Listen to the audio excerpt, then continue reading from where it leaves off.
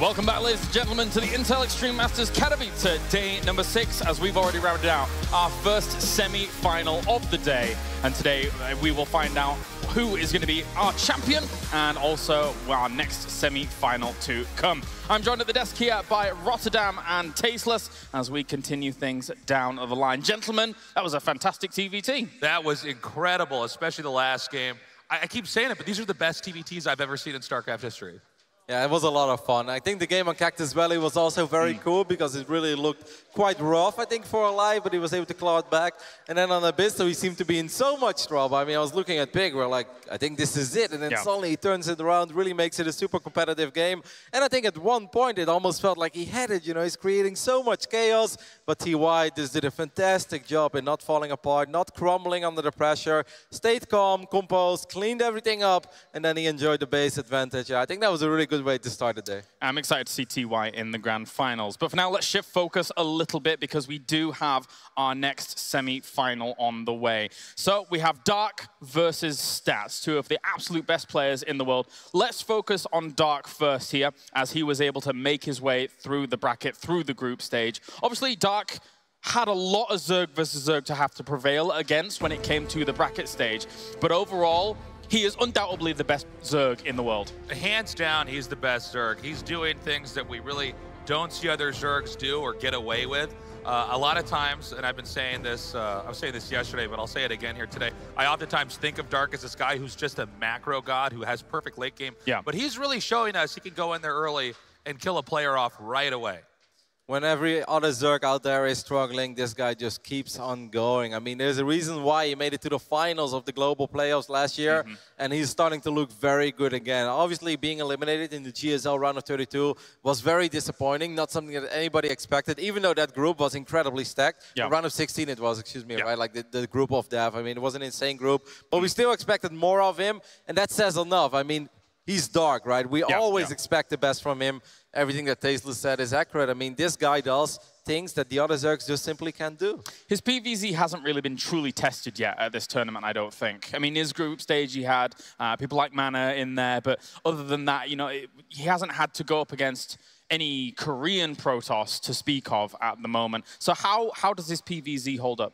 Well, the thing about Stats is that every time we see Stats play, we're seeing a better iteration of what he's done before. So him coming in here now, it should be some of the hardest, if not the hardest PvZ that Dark's ever encountered. Now, Dark does seem to bend all the rules of StarCraft. So it's possible for him to win, but I feel like Stats is such a well-rounded Protoss that doesn't really seem to have a weakness. He always knows not just how to play against the race and on the certain map, but against the specific player as well. Yeah, well, actually, that is a good point, because we can actually take a look at Stats now a little bit closer here as we do continue things down. He has had to defeat some extremely strong Zergs. Unfortunately for Poland, he did defeat Nurchio going through the tournament as a whole, but he has been looking on fire this tournament. He's been defeating everybody and everything, and the way he does it as well is incredibly impressive. In the group stage, he wasn't as solid as we thought. I mean, Stats is kind of considered to be the best Protoss player in the world right now. There's still some other people say like, no, Zest is best or the others, but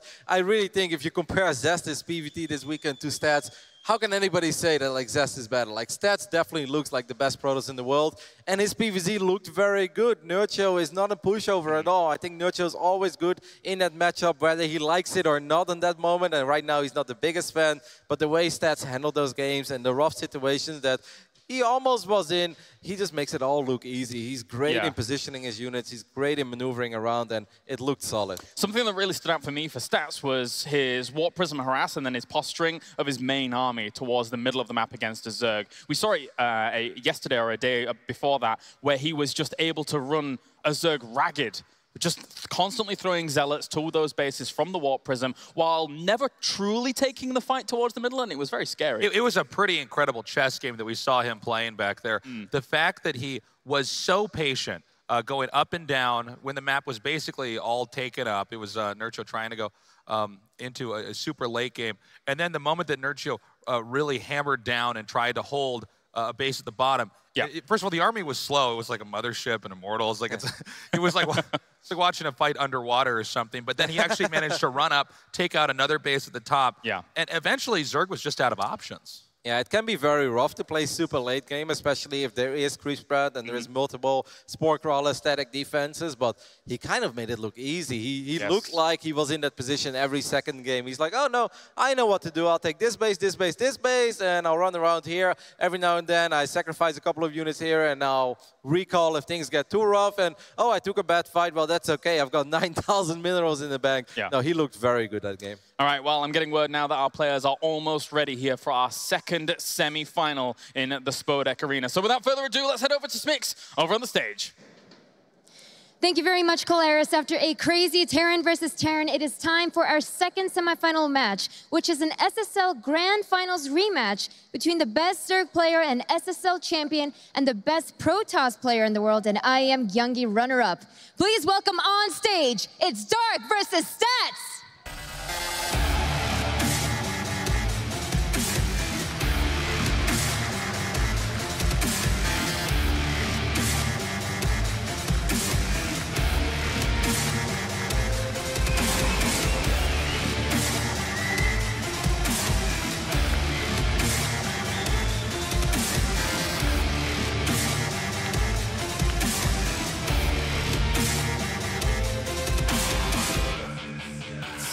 A battle for the ages. The confident, powerful Zerg player up against the whole package Protoss and Stats. This one is going to be a killer game to find out who will be the second player joining TY in the finals. And we are going to be launching into that series in just a moment. I am Pig. Joining me is Todd. What do you think of this match? Pleasure to be here, Pig. It's going to be basically the best Protoss in the world against the best Zerg in the world. These two have a little bit of an ongoing rivalry. 6 and 7 in matches in Dark's favor so far in the past. But as of late, both of them have been playing some out-of-this-world StarCraft. And have impressed me a lot, so I'm really looking forward to see how they match up here today on the biggest offstage. Especially stylistically, do they do any changes? Dark is known for his plus melee upgrades, he's baning hydraulic style, whereas Stats can mix in a lot of different builds. You know, he can very well open for some sort of Dark Templar with the War Prism, with some DT Archon harassment, but he can also play Stargates very, very well. One of the best Stargate players out there as of late, just by far the best Protoss. He really has been showing spectacular form, but the biggest time these two played in recent history, of course, was that Star League Finals about 1 year ago. The first season of 2016, and Dark was the victor there. He managed to take down Stats with some very aggressive plays. Of course, that was very early on in Legacy of the Void's history. The meta's shifted, the games have changed, the maps have changed, but these two are still very evenly matched. And really, when you see these two clash, it can go either way very quickly. Both players don't pull any punches. Yeah, we already saw them evolve in the respective matchup already in this tournament. Dark took out Mana and Showtime in the group stage. Quite convincingly, did show that he could bleed in his matchup against Showtime, whereas Stats was pretty flawless, I have to say. He beat Nerdshot 3-0 in the round of 12 in some very convincing games. Have to see who here has what it takes. Once you're out here in Spodek, in the audience, with the crowd around you, with all the money, all the pride on the line, this is when it all comes down to who has the stronger mentality, who has the skill when it matters most. And we are gonna see, spawning up here in the top right-hand side of Proxima Station, our red Zerg. It is Dark!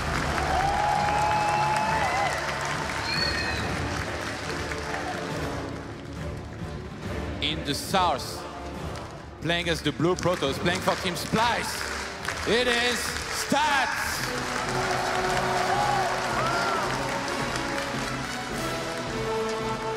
He must feel good after that win against Beyond last night. What started out as a nail-biter turned quickly into a 3-1 victory for Stats in a match which many people thought Beyond might actually be favored in. He has really been going from strength to strength. And here, he is going to scout that hatchery first from Dark. He's going to come across here and make sure there's no surprises on the way from the Zerg player. Yeah, a little bit unfortunate, actually, that he wasn't able to block this, but spawning that extractor timing, he already knows exactly when Speed could be finishing from there. And Stats gonna wanna look to play it fairly safe behind this, make sure he's ready on time if that were to hit. Of course, this is a very defensive map. You do get that in-base expansion, which is very easy to defend, and even the third base is quite defensible with just one choke point to guard. It's a map we have seen carriers in the past from a lot of Protoss players, but for Stats, he's a player who we only lately have seen those carrier transitions later on in the game, well after he's kind of got out Storm, Immortals, Archons, and a fourth base. There are backrocks to that pocket expansion that you get, but getting through those takes a long, long time. Usually, also, like, you will be taking a very poor engagement, usually if you have to go up that ramp. So even for Zerg to actually go through that, especially with Dark style, where he plays with a lot of Zerglings, Banelings, and then into Hydralisks, is very unlikely that we see that come into play. And that is going to make things difficult for the Zerg player who loves to throw in those counterattacks. He's one of these Zergs who is just relentless. He will throw Banelings into the probe lines over and over again, looking for that weakness in the Protoss armor. But here on this map, there's just not that many paths in, so Stats definitely going to be more comfortable on this map, and Dark maybe going to have to rely on drops a little bit more to get the damage onto the Protoss player. Yeah, Dark looked fantastic, I thought, in his series against Showtime. One of the best PvZ, in my opinion, around. So definitely bodes well here for him going up against Stats, who definitely is also one of the absolute best versus Zerg. Stopped mining gas fully here a while back, so no early on drop shenanigans, and the Stargates in the back of his main base here. It's going to be the choice for Stats. So a lot of the time here, we're going to be seeing 1 to 2 Oracles just to do some harassment, force spores, snipe some drones here and there. And those synergize very, very well with Adepts, which are very good anti-ground units as well, and are countered very differently because obviously spores don't attack on the ground. Stalker here doing a good job of shooing that Overlord away, and just going to make sure Dark doesn't get any easy scouting of this. Not wanting to confirm that he is going for this build order. Stats one of the guys who popularized this Oracle play. He has so many different variations on it. We even saw him follow up with a huge Adept attack against Nurtio in that series. Dark, very keen to scout this out. Coming in with this other Overlord, not really going to see anything important at all. Only now with this Overlord on the right does he finally spot that Oracle. Good scouting from Dark. A very important piece of information. You never want an Oracle to fly into your middle line when you're not ready. He's going to be getting spores, and we see the Evolution Chamber already going down here. For Dark, that's most likely going to be for his usual +1 melee attack upgrades, which, if you're going into Banelings, helps tremendously for these guys to do more damage. Down the line, if he goes for Pneumatized Carapace, he can actually drop some of those Banelings onto those mineral lines like you talked about. And if you can queue multiple of these drops at once to hit at the exact same time, it's actually incredibly hard for Protoss to react on time and make sure they save their probes in the middle lines. For now, this Oracle already very well deflected that scouting from Dark. Very important, but Stats carefully hasn't taken any damage beyond the shields, which will regenerate. He's going to come in, finally finds a drone kill, and does get on out of there, just being slightly bruised. Baneling Nest going down now for Dark. I like that he's been working on his creep spread very actively out of one creep tumor very intensely. He's actually almost reached the middle of the map here already with this, on a map where the rush distance is not necessarily that long. This could play a huge role down the line because you have to clean that up to eventually attack into a Zerg. Otherwise, they're going to be pretty fast on creep and able to get much better engagements than off creep. Very powerful opening here from Dark. Recognizing that Oracle opening has allowed him to skip an early Baneling Nest. No Roach Warren down, and he's got a very fast melee upgrade while droning very hard. So great response from Dark so far, but Stats, he's still hunting. He's still looking for these drone kills. So far has not really found a lot, but here we go. Finally grabbing a couple of those exposed drones on the gas geyser. Gets a little bit of damage done. And air weapons +1, an additional Stargate, and a fleet beacon here on the way for Stats, who wants to play with some mass carriers and mass air here in game number 1 already. He wants to set up the pace for this best-of-5 series here up against Dark. This is the map to do it. Going for carriers on here is so powerful because you only have to defend that one front area that I was talking about earlier. You can mass cannons up there and really hang on to that. So going to be very interesting to see how Stats chooses to do this. He does have a Twilight Council and a Forge going on at the same time. So looks like a hybrid carrier with ground support style from the Protoss player. Yeah, Dark though, he's been left undisturbed. He starts a 6 minutes Hive Pig. This is one of the fastest that you will ever see in StarCraft II. The 4th base on the gold is on the way. What is it for, though? What could that be for so early, Todd? Maybe Vipers or Ultralisks? We saw Nurture earlier play against Mass Air and really try to use a lot of Infestors with Neural Parasite. It didn't work out that well, I would say, for him, even though he won a couple of games here and there. And I feel like in some of those games, what was missing was maybe the Neural Parasite. So Dark, if he can get Infestors to synergize with that, it would be great for him. Obviously, you can go for Ultras if you have ground upgrades as well to go for some counterattacks, but I would be spending some gas that maybe he can't afford to spend. Not a massive income for Dark by any means. Stats with these Oracles has managed to do little bits of damage here and there, and only now does Dark finally take a small worker lead. We do see a Spire on the way for the Zerg player as well. Double upgrades. Of course, Zerg sometimes can play a slow game against carriers where they avoid fighting them and they start to counterattack and base trade and really avoid engaging into those carriers front on. But that's a very long-term game plan. Not really something I would have expected to be in Dark's playbook. Stats is just so good, man. He's been having a perfect so far. He's killed 21 units and lost none. These two Oracles, they've been worth their weight in gold here for sure. Oh, we got the Mothership Core on the way as well. This is really cool. We're going to be seeing that huge air army building up for Stats. Of course, the Mothership going to be able to cloak all friendly units around it. Doesn't really do much beyond that, but you cannot undersell just how powerful that is as a tool. The choice of going for Adepts as ground support is very curious, because from that position, it kind of seems like Stats would have been able to get away with just massing air like a pure air army, maybe add High Templars later. But I think he wanted to be safe in taking that 4th base earlier than otherwise. The thing about that is that Banelings, they counter Adepts on the ground pretty well, so he's going to have to make sure he doesn't clump those guys up and takes a good engagement whenever that engagement finally happens, which might not be before a very long time. If you're Dark here, you're dead scared of all these mass carriers, you get a ton of spores and you make sure you don't actually fight without the spores a lot of the time. And Ultralisk Cavern not going to be on the way. We've got the first 7 Corruptors on the way as well, and we could be in for a long game, guys. This is actually so exciting because both players are playing very peculiar ways here. They're both playing for this long, slow game, but a lot of it becomes about information and mind games right now. How exactly do they both choose to deal with each other's style? Stats here you can see playing for the mega late game. He's just expanding across the map, trying to secure bases and build up not just carriers, but also a ground army. He has a Robo. I think he's got a Templar Archives now as well. So he's building a mixed army. Even if Dark overwhelms the air with Corruptors, he can actually rebuild a ground army and potentially swap out and totally trick Dark with a Remax. Of course, that's many minutes down the line, but that is something which might pop into play. Stats is covering all of his bases. Already when I saw him going into carriers, I was wondering if we were maybe going to see some drops headed towards the main. Somehow Stats seems to be getting ready for this. One carrier and one Void Ray will move back in position to make sure he can actually defend against this. And it's only Zerglings inside of these Overlords, Big. Wow, very good defense so far by Stats. The depths underneath it, the Void Ray and the carrier are going to blast this out of the sky and attack on the 4th base at the same time, though. Zerglings coming in. The cannons were just quite not finished, and already 10 probes are going to go down as Stats' Sword catches a few Zerglings, but the rest of the Protoss army way out of position. A lot of Adepts have to come back to defend this. Yeah, I thought Stats might recall for this, but he's just going to use the Adepts that he has to make sure he can clean up. The Corruptors in the main are going to take out the Nexus very quickly here. Stats has to react. Caustic Spray coming in, but he has to evacuate. Of course, he did already snap a carrier with those Corruptors.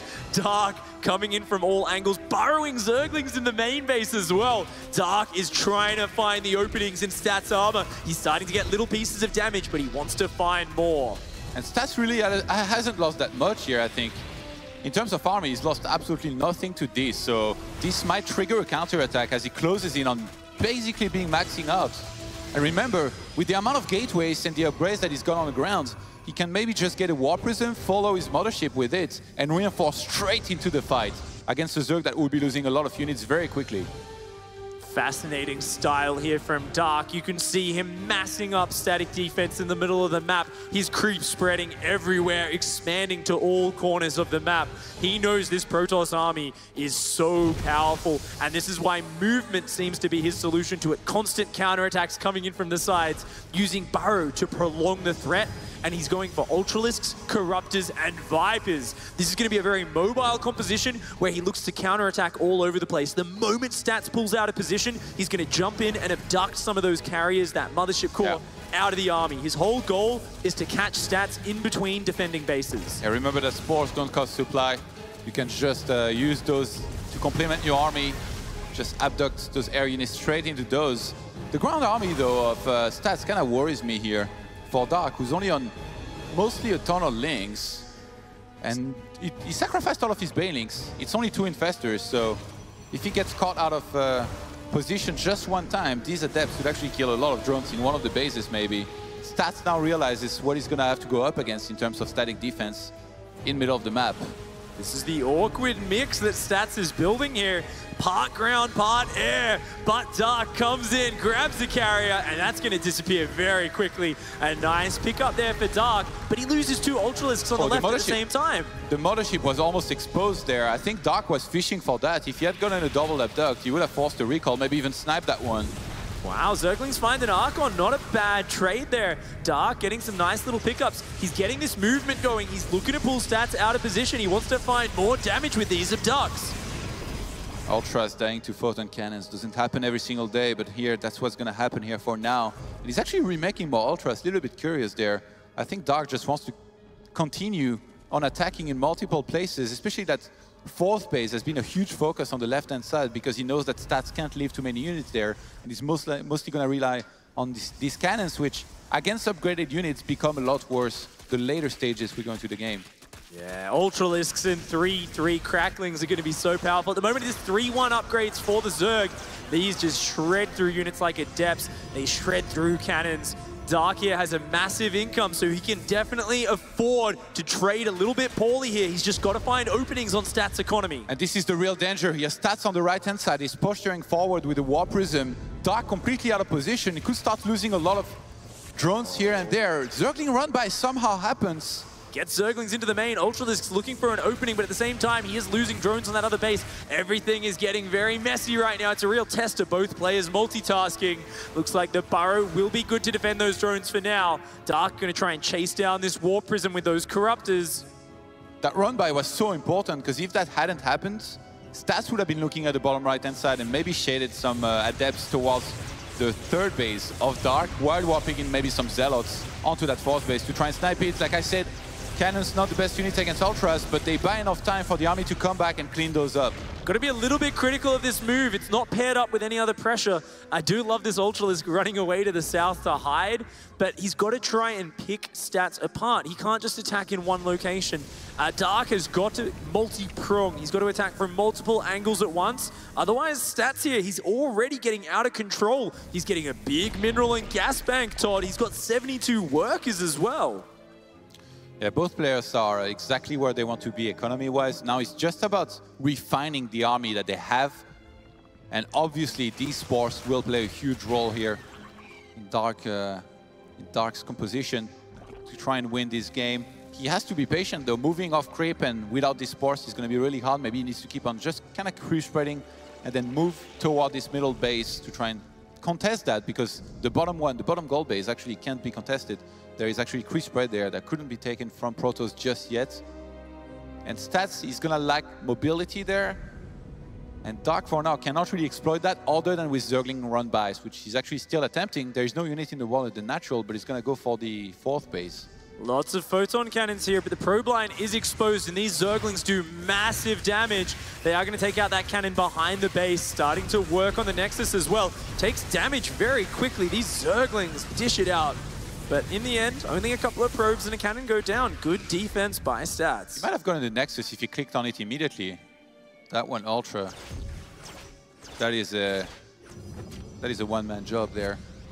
Zealots warping in on the right-hand side. Stats just wants to keep up the aggression a little bit, buying a bit of time for himself. But Dark, I mean, he's banking up a lot. He's got a lot of Corruptors and Vipers, but these units don't really gain value with time. And every second that goes by, you can see Stats upgrades ticking over. He's getting better upgrades for his air, his ground, his plasma shields. He's adding in tech like Dark Templar Shrine. He's getting energy on his High Templar for storms. I feel like Stats is reaching that perfect army point. And in a direct engagement in the late game, Protoss does have the advantage over Zerg. The pressure is on Dark to make something happen before Stats has that perfect army. And oh man, looking at that, Todd, it might already be too late. Yeah, it's going to be tough to take on this army, obviously. I think Dark can only rely on the spores.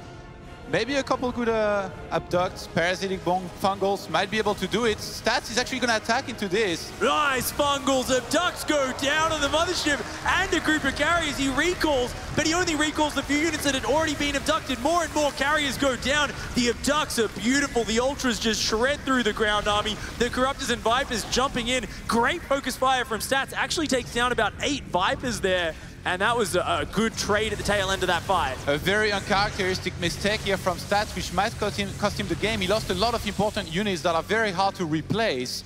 He moved in that position almost as if he thought that the entire army of Dark was headed for the main to try and defend against the War Prison, but that wasn't the case. Dark was ready, he punishes, and then behind this, I mean, even though the mothership survived, it's slow on hit points.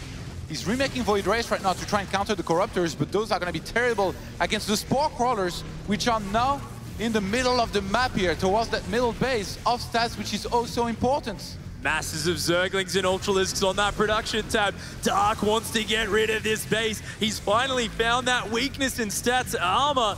Knocks him down, 13 probes. He wants to finish off this base, but he doesn't have any Vipers left. He's just going to have to engage front on. He's very wary of that Archon splash, but the carrier falls. The Void Rays start to go down. The Ultra Zerglings and Banelings overwhelming. Dark takes out the remains of Stats' force, killing these individual Void Rays that are reinforcing. I think Dark might have done it. He's crushing through. Look at the supply peak. The bank as well, non-existent here for Stats. He spent everything that he had, and with the middle base being gone, this is going to be hit. GG. Dark takes game number 1. So patient from the Zerg player. He just waits for that moment. That one point of weakness lands the fungal growth all over the Protoss army and abducts all of those powerful capital ships, forces the recall, and the moment the Protoss army was split in half, he jumped on top of it and he got way too far ahead. Just fantastic patience out of our Zerg.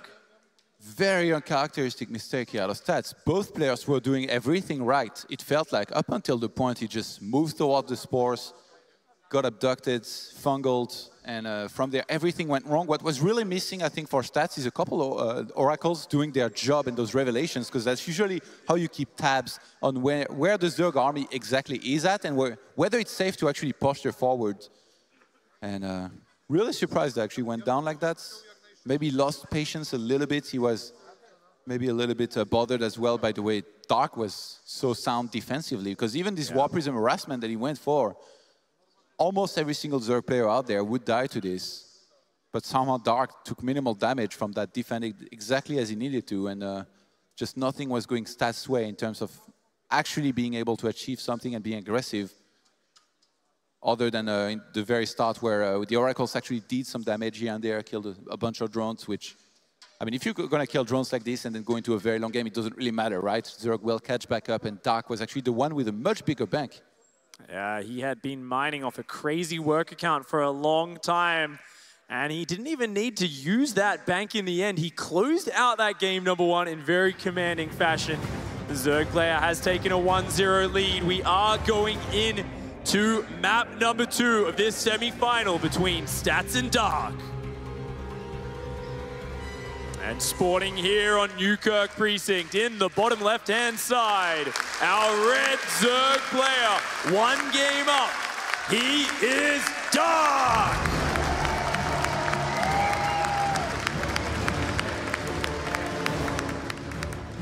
His opponents, many saw him as the favorite going into this match, playing as the Blue Protoss. It is Splice Gaming Stats!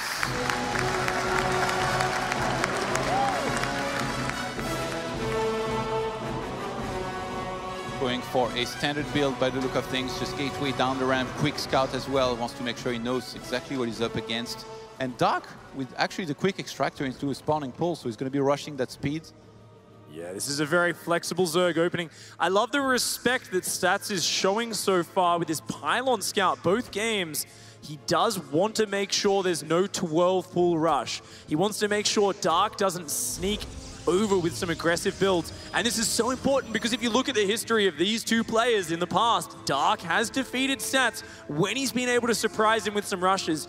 And this specific opening is one which has caused Stats so much trouble. Last time they played, Dark did a few Roach, Zergling, all-in attacks and rolled over Stats in a commanding fashion 1 year ago in that Star League Finals. You can tell it's still in the back of Stats' mind. He's going to be very careful about that. Yeah, definitely improved a lot since then, though. And I'm sure defensively, nowadays, he's very, very sound.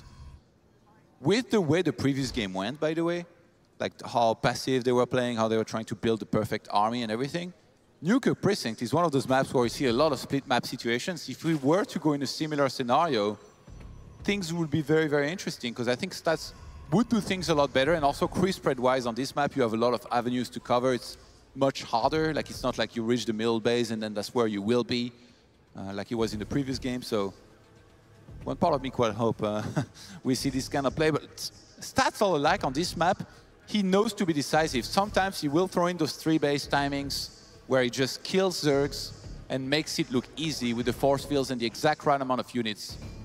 And the perfect mix. Famous for making that big charge lot Archon Immortal attack off an Archon drop opening. Very famous as he's defeated so many Zergs with it. Definitely one we've seen him do a lot of times on this map. Could be on the cards. I definitely don't think we're going to see something like that crazy carrier rush last game, though. That was really a special build for that map. And he didn't go so well with it either. And the build that you mentioned, definitely one of his favorites on this map. I've seen him do it a lot, but it's known that he does that a lot. And if you're Dark, you just look at it like that. He already spotted the Twilight Council, probably going to be going for a follow-up scout. And by the look of things, this is the build that Stats is going for right now. If you're Dark, you just kind of get ready. You're already thinking about that potential and how you're going to defend it.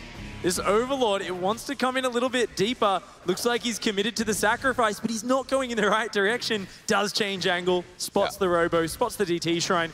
Good scouting for Dark. Of course, this is something the Zerg player almost always does recognize, and it's still a very solid build for Stats. Saw that nothing was being made out of the Twilight Council as well, so couldn't have been resonating glaives for a lot of Adepts. The Robo now finishes. It's going to be a Warp Prism being made. Usually here you see 2 more gates so that you can warp in 4 Dark Templars as the Protoss when you finally reach across the map. But Stats is actually going to change from that and take the gases on his natural. He's only going to stay on double gateways. We did see a really cute 2-gate variation from, I think it might have been Harstem in the group stages. I know Stats talks a lot to these foreign players. They all share build orders and chat about it. And what we found with that build is you still end up hitting with the same double Archon drop timing because you can warp in 2 DTs earlier and then another 2 DTs a bit later. So this is a really cool adjustment. There are 2 more gateways coming down now as well, so he might end up just going for the 4 DT warp in. We'll have to see how that one goes. Of course, Dark behind this, he's got his lair almost finished. He wants to get an Overseer out very early. He's skimping on Spore Crawlers, so he wants to be very efficient in his defense. Yeah, build order-wise, you can tell that Dark has put a lot of thought into this and is trying to counter this build as much as possible. The units will come out perfectly on time, I think. He's supposed to have a couple more roaches, but with the Queen there, he should be fine. Yeah, nice micro here from both players. Stats just going to pick up those DTs and be pushed back after cleaning up a few Zerglings. Not a massive amount of damage, but Dark here, he had to build a lot of units. He had to make that Overseer. So Stats forcing a reaction already and now getting ready for the Archon drop follow-up. Yeah, which, I mean, when you have this many roaches, shouldn't be that much of a danger. Usually you'd want to have maybe a couple more. He only actually leaves 3 towards the main base here, those Dark, because he didn't know where the Archons were going to go. So if he targets on some of these drones here, Stats might be able to get some of those. 1 drone does go down. Dark with a great pullback on those wounded roaches. Does deny most of the damage. So far, the response from Dark has been as close to perfect as you could hope for. And he's, interestingly enough, going for roach speed very quickly, along with a +1 upgrade. So I really love the power of Roach Hydra timing attacks, or even Mass Roach Ravager attacks in this current sort of meta that we're seeing from a lot of Korean players. But Stats, he's got Immortals on the way behind this. Yeah. He's got Sentries, he's got a Forge down. Looks like he's going to be playing a very solid game back at home. Yeah, sometimes we see him cut probes earlier at 44 to 46. get charged, and then with 3 Immortals, he just attacks already as the War Prism across the map, goes for the kill. But this time, I don't think he's going to be like that, especially because of the Forge. It's a huge tale that he might want to play a little bit more passive, maybe get that +1, even though he hasn't started it yet. And he might attack regardless, just because his army packs such a punch earlier on in the game like this. Adds on a couple Stalkers here to his composition, +1 now going to start. And I love that Dark actually took the left-hand side third base. A lot of Zergs, they take the one towards the right-hand side of their natural. Yeah, this one, which is much easier to attack into and force field. This is going to be much harder for Stats to frontal push. And so far, Stats has to be a little bit annoyed at how good Dark's defense of the early pressure has been. Stats starting to warp in Stalkers, but no blink done just yet, I don't think. And yeah, wow, gearing up for a big push, but the Master Oak Ravager is going to be perfect against this sort of attack. I think Stats, he really needs to see just how many Roaches and Ravagers are. His Hallucinated Phoenix is coming in, but I don't think he's spotted it just yet. Now he sees. He knows there's a big army out of Dark, and that's going to have to change up his goal. Second Robo goes down immediately. He's chrono boosting out more Immortals. He is very worried about this army from Dark. Stats is the one that needs to play defensively. A lot of drones were cut for this. 57 drones to 61 probes right now. You don't need any more workers, Stats. You need units to make sure that you survive. And Dark, it feels like he's committed to this, but he's still going to go into some sort of Baneling nest, maybe for some Baneling drops. Ooh, snipe down the Observer with a Corrosive Bile. Stats not looking there. Dark with a cheeky maneuver shuts down some of Stats' vision on the map.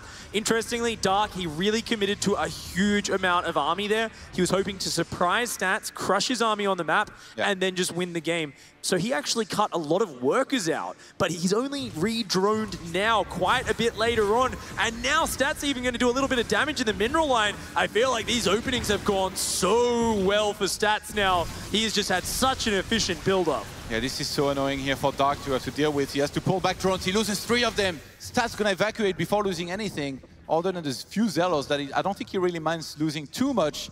And Stats is still moving out. I'm a little bit surprised, because the more he waits, the better his army gets against Darks, who's now getting Centrifugal Hooks, so Baneling speeds, to be able to support his Ravagers. Banelings synergize very, very well with Ravagers, because Force Fields counter Banelings, but Ravagers can cancel out these Force Fields. This is an insane Ravager count that we see here. So many Ravagers and Zerglings with Bane speed on the way. No doubt Banelings will be the icing on top of the cake as this game goes on. But Dark, he's not building a massive economy. He's barely using his 4th base. He's starting to add on more drones now, but by no means is he massively ahead of the Protoss player, like we often see. Often we'll see this huge swarming Zerg army, Protoss player barely defending. In this game, Stats is actually comfortable to take a 4th base. Yeah, the Ravager count is actually pretty impressive. It's 15, but listen to this. We've got 7 Immortals and soon to be 9. And in this kind of composition here, when you're facing this many Banelings, as soon as Storm completes, you take a huge advantage. We saw Harstem with some great micro in one of his earlier games against Sortov, just killing basically everything that was being thrown at him quite convincingly. I think that was on this map as well. But this time around, I'm not sure Storm's going to be ready. Probably not. So he's going to have to rely mostly on the force fields here. Dark constantly forcing APM out of Stats by just throwing those corrosive piles, trying to hit the War Prism. It is time. Dark wants to hit. He wants to hit now. Bane speed is done. He's not giving time for Storm to finish. The force fields are good, but will they be enough? Dark charges into the Protoss army. Corrosive bile landing all over everything. The Storm is still not finished. Those High Templar in the back are worthless right now. The overcharge going down, but the Immortals are falling very rapidly. It's just Ravagers versus Immortals and Archons right now. Charizard's reinforcing, joining the fray, and it looks like Stats has just barely managed to hang on. It looked very worrying for a second. A couple Zealots sneak across the map thanks to the War Prism. And actually, he lost a lot of Immortal here. Just before we checked out the left-hand side of the map, I think a bunch of Corrosive Bile were about to land on like 3 or 4 of those Immortals. Stats, all of a sudden, down to 1 last single Immortal. He's got 2 more about to come out, sure, but Dark, with the amount of hatcheries that he has, not missing a single inject, he's just going to make a ton of units and keep on going for this. It's harder for Protoss to replenish their important units there. The army counts 71 for Dark, 63 for Stats, who now he's about to have a couple Storms to walk with here on his 3 High Templars. Dark is securing a 5th base behind this, but he wants to keep on hitting the Protoss. He doesn't want to just let him mine. He wants to keep trading before the Protoss has time to build up lots of storm energy, before he has time to build up another wall of Immortals. Yeah, Zelos across the map still doing some damage. Forced an evacuation of one of those bases. Dark must be getting a little bit desperate. 4th base already up here. 4 stats. Who's gonna storm on top of this army here? Oh, those Banelings on the top, not doing a lot, crashing into Immortals and Archons. But the High Templar, Banelings get on the High Templar, force them to morph into Archons. There's Zerglings in the mineral line. Probes are starting to fall. It looks like Dark might have done it. He's breaking his way through, but no, more and more Immortals and Archons rallying in. The charge lots get on top of these Ravages, and Dark cannot lose those Ravages. They are so expensive. Some Zealots catch this new base of Dark that's being made here across the map, and he's on the chase right now. He might try to go just simply for the fight. No, realizes that there probably is too much here from Dark already. So Stats gonna pull back and start working on replenishing his army count, especially with these Immortals here. You want to make sure you have enough of these guys. The split so far, he's been engaged into so quickly here, has Stats that he hasn't been able to split very efficiently. Like the first fight was the one where he started going wrong, because force fields were being broken by these Ravagers, so he's gonna have to start doing better with that. And the upgrades big. They really worry me here for Stats. He's only on +1 attack upgrades against a Zerg on 1-and-1 attack, melee, and missile, who's getting +2 melee right now and +1 carapace and getting an infestation pit. Dark is just an absolute beast here so far in this match. Dark has shifted gears a little bit, added another 10 to 15 drones after that last fight as well.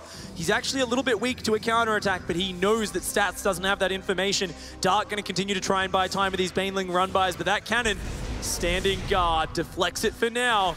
And Dark, he just wants to buy time. He wants to let that money kick in. He's got a huge income right now. And Zelos not going to be able to do too much, just get 2 drones. Then get blown up by those Banelings. Dark's army is just really, really hard to deal with. You need a lot of High Templars, a lot of Archons to actually properly tank against them. And by the time Stats can finally replenish and fight against this, then there is going to be new units to go into for Dark. Tier 3 units with the Hive that he has on the way. Stats. +1 air weapon actually starts with his target, so already transitioning. Stats' next challenge here is to take a 5th base. How will he secure that against Dark, whose creep is past the halfway point on the map, whose army is roaming all over the map? These charge lot counterattacks, they're trying to clear up portions of the map. This is a nice one, cleaning up these Zerglings that were working on his back rocks. Stats vying for a little bit of that map control, and he has dropped that 5th base, but now he is much more spread out. The next time Dark pushes into him, he's gonna have to meet that army in the middle of the map. So funny, that War Prism on the top left-hand side is a huge throwback from when the Stats played against Nurtio, and the War Prism just kept on flying in, warp in. Oh, Go out, fly back in, warp in. Go out, rinse and repeat. And it looks like Stats is going to keep on going here with this. He's trying to hit in multiple places at once. His main army is at the bottom, no mothership with it to recall. So you can't overextend there, because if you get fully surrounded or engaged into, that could be your entire army gone in an instant here for Stats. Dark has a Spire about to finish. He has a Hive on the way. He's cleaning up these Archons in the north of the map. Dark actually being reasonably cost efficient for this stage of the game. And he may begin a Broodlord transition, but Stats so prepared for the late game. Already is going up to 3 starports and a fleet beacon. He's looking around the map, trying to maybe clear up a bit of creep, slow down Dark's map control. But both players settling into this late game. The next big engagement is going to be very decisive. Both players not wanting to throw this game away. They want to find that correct engagement. I mean, against 58 Banelings, it's very discouraging to step on creep, as it is for Dark to step off creep. They might meet each other halfway here, though. Lots of High Templar with full energy in this army. There's going to be about 8 storms when the fight does end up happening. And I do wonder what air units we're going to see. It looks like Tempest's on the way for Stats. He's definitely preparing for that Broodlord swap, the one weakness of this Immortal Archon Storm army. There is absolutely no worry to have about Ultras when you have this many Immortals.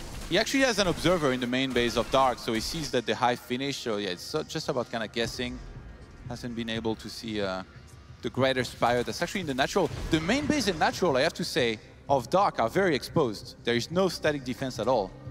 if Stats started using a couple War Prism to send units there, might be able to do really well, especially since his upgrades are now finally catching up. He's halfway through getting to that +3 ground upgrades. The numbers are starting to look a lot better for Stats here. He's actually ahead in supply as he maxes out right now. Of course, Dark with the Great Aspire about to finish his beginning, Corruptors wanting to add Broodlords. The only thing I feel that Dark really still has in his advantage at this point is the map control, the creep spread. However, he hasn't been able to turn that into an advantage, but hold that thought. Ravages and Lings wrapping around the defense on the north, grabs a few Zealots for free, but does have to pull back. Dark being so patient here with his army. A lot of Zerg that felt like their army is going to start expiring or be less as good momentarily and would have overextended. One Immortal will go down there. He steps on creep for just 1 second, and that's Dark skew to sending a couple Banelings. That was the exact right amount as well, I think, to sacrifice. He still has quite a few left over that if he gets attacked, he's actually going to be safe. And obviously he wants to reach Broodlords. Keep on creep spreading. Creep spread is such a danger there. It gives so much vision and speed to the Zerg army. You can also Banelings coming in on this 5th base at the same time. Storm does shut all of those down. Stats on top of the pro pool. Kills about 10 Banelings there for free. But look at this, Dark! He's preparing masses of Ling drops in the south. He knows that in a front-on engagement where all of Stats' focus is right there, he will not win. But if he can pull Stats apart, if he can drop these Zerglings and shred the production in the main, he might find an opening. Yeah, those are 3-2 Lings that we're talking about with Adrenal Glands, and Stats is completely out of position. He might just recall here, I think, against this, because otherwise he's going to lose his entire main very quickly. And remember, that's where his targets in the Fleet Beacon are. Oh, this is perfect timing, Todd. Right as he pushes onto Creep, if he recalls, his bases in the middle are going to be very exposed. How does he handle this? I think he's going to just try and warp in Zealots. Like, they've got good upgrades now, but the main base still taking a ton of damage. This might make Stacks desperate and move forward a little bit too far. His army is picking away at the Corruptors. He's got that Revelation down. The Broodlords are still dangerous here. His Mothership Core is nice, but Stats' army getting into disarray. Dark pounces on the opportunity. Banelings, Ravagers, Corruptors, and Broodlords all engaging at once. The Tempests are falling. Oh my gosh, the Corrosive Bile is massive. Lands all over those Tempests. Both armies tearing each other apart. But at the end of the day, it looks like Dark survives. He pushes back Stats' army, and his main base is in shambles. Dark somehow makes it happen in the late game once again. Yeah, he's still traded a lot though, and has a better bank behind this. So even though Dark is ahead in supply right now, and most of his units also kind of survived, like the important ones, the Broodlords in particular, we're in a very interesting position where Stats has lost his very important Stargates. He's remaking gateways here instead of replacing those. There's still Broodlords alive right now. He's gonna try to counter with ground, I think, hoping that Dark will be on too many Corruptors that will be useless in the fight against ground units. I mean, sure, they will clean up the air, but it's only one Tempest and one Mothership. This could be dangerous for Stats. Building a lot of Blink Stalkers when your opponent's building Zerglings and Ultras with 3-2 upgrades, that is a dangerous thing that he can do there. I don't know if this one's going to work out for Stats. More and more Stalkers are warping in. He's rebuilding that Templar Archives. He has a huge bank right now. But the fact that he isn't rebuilding the Stargates, he's not rebuilding those Tempests, this is very worrying. Really, Stats has to rely on this one army to make it work. And the Stalkers are just lackluster units in the late game. They're maneuverable, they're flexible, but they just do not deal a lot of damage. Yeah, Stats may be in trouble there if he's not able to build the ideal army composition to deal with Darks. It feels like Darks just is doing a little bit better with that every single time. He gets the right amount of every single units that he needs to get. And especially not being able to do any damage across the map with those prisms, or like not enough compared to an unusual PvZ on this map or in this situation, has been a big problem here, I think, for Stats. Stats coming in here with a nice little drop, but there's plenty of Spine Crawlers and Spores all over the place. He's pushing in the middle, these Stalkers, Archons, Immortals, and High Templar starting to push in. Archons on the south, going to clean up quite a few Zerglings before they do go down, trying to focus as many units as he can, but Stats here now swaps into Void Rays. Okay. This is a little bit interesting because he doesn't really have that much supply. A few Void Rays will do well versus the Corruptors, but since he's not really fighting an air battle anyway, I'm not really sure what his decision is here. He's going to have to somehow make this work with Stalkers against an Ultralist, Baneling, Broodlord, and Corruptor army. Dark pushing in. He wants to edge his way forwards. Nice snipe here, blinking forward, sniping one of the Bulldogs. Even if some Stalkers die, he can replace them quickly. This is a big attack from Dark. Rolling over the top, the Corruptors snipe down the Mothership and the Tempest, but all of the Ultralisks go down. Those Broodlords trying to get out of dodge. The Archon's in hot pursuit, and a massive Stalker warp in, closing on from behind. Banelings come in from reserve. They start to do some damage to the Stalkers, but most of them are still standing. They do have another blink ready, but he knows the reinforcements are out for Dark. He can't chase any further. Dark preserves the Broodlords. Yeah, actually that was very important for Stats to actually get those. I think if he had gone forwards, the links weren't out just yet for Dark. He might have been able to trade a couple Stalkers for these 4 very important Broodlords. Now Stats pulling back both players to replenish.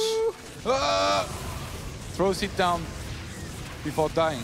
Cannons and Zealots will clean this up along with the Stalkers blinking back. Stats here, he's still got money. He's got 6 bases. Even though a lot of these fights have been favoring Dark a little bit, considering he's been mining more money, Stats is still mining off his entire half of the map. And the longer that goes for, Protoss efficiency will eventually begin to win out. He's already been 4,000 resources lost more effective than Dark. So Dark, he's going to need to actually make something happen soon. He can't just keep taking these trades. That was a funny tab there, the units lost. Yeah, it's like everything has died in this game, and about 300 of each unit. I think Dark is starting to realize that there is too much ground from Stats and not enough air to counter the Broodlord, so he's focusing on the Broodlord count, and his army is looking super scary right now. Interestingly, because they've kept on trading, and in particular, they've been spending all of their gas to replenish their army counts, the armor upgrades were skipped for the most part, plus 3 is missing here. Carapace for Dark, and not a single ground armor upgrade for Stats so far this game. It's all been about the +3 attack and the +1 shields. Those upgrades definitely are a big factor as the game goes on, but lots and lots of Tempests have now spilled out onto the field. Stats replenishing his anti-Broodlord force. These Broodlords, though, not giving him much time to get in position. They're going to start sieging this base in the south. Meanwhile, Zerglings flooding up into the north. A Dark Templar warping in for the defense. Now, the Banelings, if they don't get it, then the DT will eventually hold on, but he might lose a lot of economy before then. Yeah, Dark is still being a little bit timid here towards that south base, but at the top he's doing fantastic, already killing 10 probes. That Immortal are going to go down as well.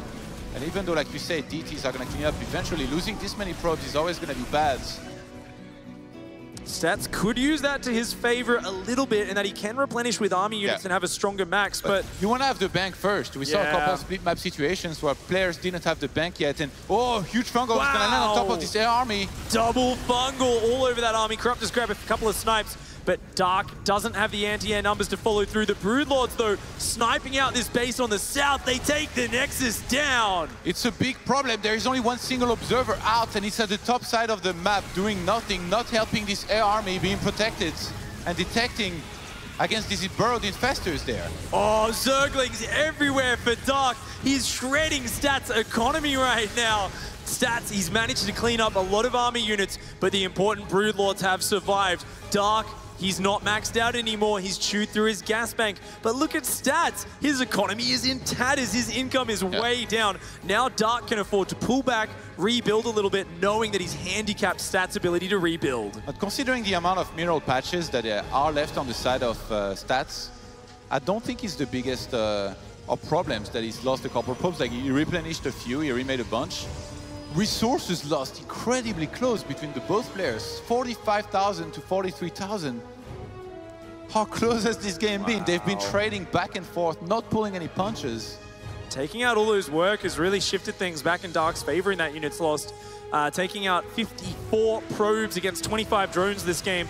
But Stats, he's still got a strong army. He's got +3 ship weapons on the way. He's rebuilding that 6th Nexus. And I'd say the only real weakness of the composition here for Stats is its immobility. He's got Tempests, Mothership, Void Rays. These units are great in front-on engagements, but they do struggle to cover the very far north and the south at the same time. And I think he finally got super fed up with Lynx running into his north base. So he left a couple Templars there, made a bunch of cannons, and he's going to focus on the south one. with his main army. He's actually leaving a lot of Stalkers as well as the Archons up there. Some Revelations are missing. Like he used some on the Zerglings, Banelings, and Ultras, but it's really the Air Army and the Brewlords that you want to be following. But because there are Spores there, it makes it that much harder for Stats to be able to keep tabs on the Zerg army here, I think, right now. Broodlords and Corruptors and Vipers just veering around this map. They are looking for an avenue to make this work. Both players playing some of the most patient StarCraft we've seen in a long time. This is not your average Zerg versus Protoss, but both of these guys, the absolute top of their respective races, are showing an entirely new way of playing this game. Dark side of the map is almost mined out. Like, you look at his bank right now, he's not going to get much more minerals than that. Remember, one of the most important stats in a split map situation is going to be the resources lost, and actually pretty equal. I think Stats is a little bit ahead, he's killed a little bit more on that. So unless the opponent comes and mines on your side of the map, and that really never happens, only in my games, then that Stats is still going to be very important. And right now, our Protoss player is doing better with that. He has to secure that base, and I think Dark knows that he has to be the one that makes something happen right now, and that's what he's doing right there. He needs to bring the Spores, though. Yeah, it's a couple of Broodlords going north. They see a whole army of Stalkers and Archons. I think Dark's going to go for a push on that north side. He's going to try and trap those units using the Broodlords to bait them in. Lings, Banes, and Ultras coming in at the same time, trying to take the engagement. Good Archon hits. Great blink back from Stats, though. Going to disengage until he can regenerate those shields. Once again, efficiency, just the forte of Stats here. He's widening the gap. 50,000 resources lost to almost 45 now. 5,000 difference. And the income is just running out for Dark. These bases, look at this. There's only about 8 mineral patches left on his side of the map. His gases are going to go for a while longer, but his minerals are down in the dumps. This is effectively Dark's last big army, which he has to make something happen with. And since we see Stats there with an equal work account, 158 army supply, cannon storms, as well as the map hack revolution. They have the exact same supply in Walkers and Army, actually. That's actually insane. The revelation here, Stats can see everything from a mile away because he just keeps tagging these units. Stats is missing a huge chunk of army across the map. He has to recall out of there, otherwise it's going to be a disaster, potentially. The storms! Ooh. Storms all over the Zerg. He does recall after shredding away a lot of those Corruptors. A huge chunk of army from Stats was missing, and across the map, killing one of those bases of Dark right now. Looking to try and counter-attack. I think he was just trying to buy some time, and I think that's going to force Dark back to try and clean that up. But he might lose his one base, where he has still quite a few minerals here at the top in the meantime. Oh, Stats going very risky here. He's going to go deep with this army. It might get cornered. He is going to take out some of Dark's mining, but if this army gets trapped by those Broodlords, there is going to be no escape. Stats is replacing the probes he just lost with more army, by the way. Like, their armies just keep on getting bigger and bigger. And Dark at this point is completely broke against the Stats who's still mining quite a bit more. Like, income right now is 1,600 to 125. Dark knows he needs more money. He's going to start mining from Stats' side of the map. It's not just your ladder games, Todd.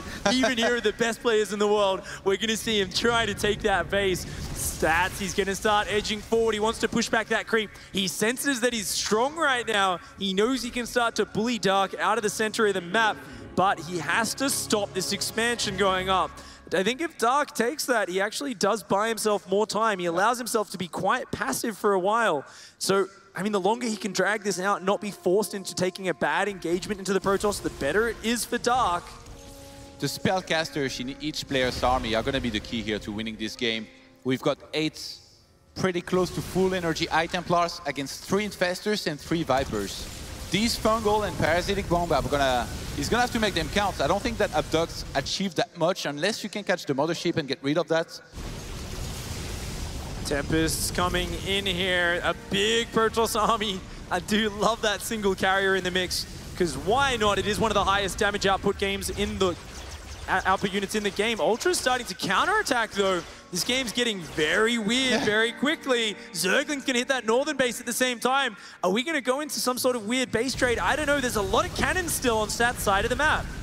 Yeah, Stats seems to want to get rid of the take of Dark, but since Dark is broke, I don't think he should mine too much. He's just going to camp the one base that he's still mining a little bit from. Stats still maintaining the army supply lead. as well as having a little bit of a bank to work with, can add a few more units as needed. Most importantly, there's still 8 High Templar alive, whereas there's only 3 Infestors and 3 Vipers. The reason these units are so important is because they are spellcasters, they're energy units. They are going to keep on regenerating energy, and they can throw out a lot of damage without having to sacrifice themselves for it. So the real kicker in this final engagement, it's going to be Fungal. We're going to see what's it called? Parasitic Bomb and Fungal combos from the Zerg up against Storm and feedback from the Protoss. So there's going to be a real micro dance in terms of how that works. And really, I think Stats has got the better army, but he's still got to close it out. And if there's one Zerg who can come back from here, I think it is Dark. If he can land that perfect Fungal from afar and keep those units in place, he's going to force another recall. Dark, in the meantime, keeps on mining. He needs to fight with those spores. There is, I think, no way to win without those. But Stats' army is looking so strong right now. He's got a lot of initiative as well. He can use Blink Stalkers to go forward, maybe snipe a couple units out of position if those Infestors ever were to be exposed. But they're going to be burrowed, that's the thing. Maybe some good Revelation will help keeping these Oracles, or actually, he only has 1 Oracle alive. He cannot lose that one. Stats is pushing back the creep, edging back Dark's vision little bit by little bit. He just wants to push him back carefully. Vision is so important because it allows you to position those spellcasters correctly, allows you to land those spells, but Stats has the advantage with range. His Tempest's picking away from afar. They want to focus down those Broodlords. His army rotating around, he's cornering Dark. 2 more Infestors are being made here, and they're going to come out from that hatchery that's being attacked. He cancels them at the last second and restarts them just on time on the other side. Dark, what a ninja. He actually made that happen on time. Stats the entire game was basically, by standing where he was standing, saying, Dark, you have to attack into me, because the more you wait, the worse he's going to get for you. And Dark says, you know what? You're the one who's going to have to attack into me, because I got your minerals, baby. Those Stats has found some minerals in the top left of the map, and he's very slowly going to long distance mine that with a conga line of probes stretching halfway across the map to do that. I think there might actually be some Zerglings up there from Dark, which is going to shut down that last little bit of income. The fight going on. Fungals land all over the Protoss army. It's happening. Storms landing everywhere, blanketing the entire Zerg force. The Vipers disappear in an instant. The Protoss army standing strong. The Void Rays shredding the Corruptors apart, but there's still 24 Corruptors alive. The Void Ray overcharge has run out. The Stalkers warping in. The Broodlord still doing well. I think Dark might just barely have enough. It's going to come down to this air battle. 4 Void Rays versus 7 Corruptors. Who will win? It looks like there's just slightly too much. Zerg, Protoss, I can't even tell right now. It looks like at the end of that, Stats just barely holds on. GG. Stats brings it back. What a game. I can barely even believe what we just witnessed there. There was a moment with those Fungals where I thought Dark was going to close it out, but Stats heaves a sigh of relief. He manages to close it out. Well, guys, let's hear from the boys on the desk and their thoughts on this epic series so far. Yes, indeed. Thank you very much, Pig, as well as Torres, of course. 2 games in, we are 1-1. And both games, especially that last one, was absolutely bonkers. I can't believe what we just watched. These are really good Protoss versus Zergs here. That last game, it was Stats. Similar to what we've seen before in this tournament, he wins in that chess game at the very end. He gets that unit comp. It's really hard for Zerg to stop that, for Zerg to try to engage that. Stats maneuvers around that, sometimes splitting his army up, and eventually Dark doesn't have a base, wins in the big fight. It's insane. I have no idea where to start. I mean, normally it's like, maybe you should have done a little more damage with the Adepts, but like these games are like 30-minute games. There's so many clutch engagements. I'm incredibly impressed with how well Dark is playing. Stats is playing really good too, don't get me wrong, but I think game 1 was awesome. I think that's a rough map for Zerg as well. And I think even on Newkirk, I love the Link drop, and I'd like to see more stuff of that. Even the first timing with the Ravager Link, I think if the Warp Prism isn't that active on the other side of the map, I think the reinforcements could potentially run over Stats. Stats. Yeah. But Stats, obviously, once again, you said it before the series, like he's so good with his Prism, never lets it die, make sure to cut off reinforcements, and that's why he stayed alive. And in the end, he got that Golden Armada army. Yes. It almost looked like we're watching a campaign animation trailer or something. It's like, here's the Protoss army. It's like a bunch of Tempests, Void Rays, Immortals, Archons, High Templars, and a mothership. Woo! But it was actually the real army. It's a really good army. Sick fights. I mean, they're both playing really well. There's no other way to put it. I like how Dark tried to compensate for the fact that you've got a Broodlord army, it's very slow, etc., through the middle of the map. The drop down towards the bottom with the 4 Lords to get those Lings in and try and do some damage was good to try and circumvent the idea of just a stalemate in the middle of the game. Yeah, one thing about when you get that far along in a game like this one, the Protoss' army is really scary, but it's not that mobile. So Zerg is trying to utilize the position, the sheer size of the map, the fact that pretty much the map is occupied by one player or the other. So you're trying to drop as many locations as you can, chisel them down. But if you notice, it does seem like Stats pretty much has cannons and defense everywhere. I mean, once he maxes out on units, he starts to not max out on buildings, but make a ton, so that it's really hard for Zerg to do anything. Yeah, no, obviously, and I think the link drop was awesome. I'd like to see more of it. Like I said, maybe even some Niduses if you have the money for it. But Newkirk often turns into these games where both players pretty much mine out their side of the map. So obviously going for Niduses, even though like 1 or 2 Niduses may not seem expensive, those things do really add up. And before you know it, you're going to need that gas.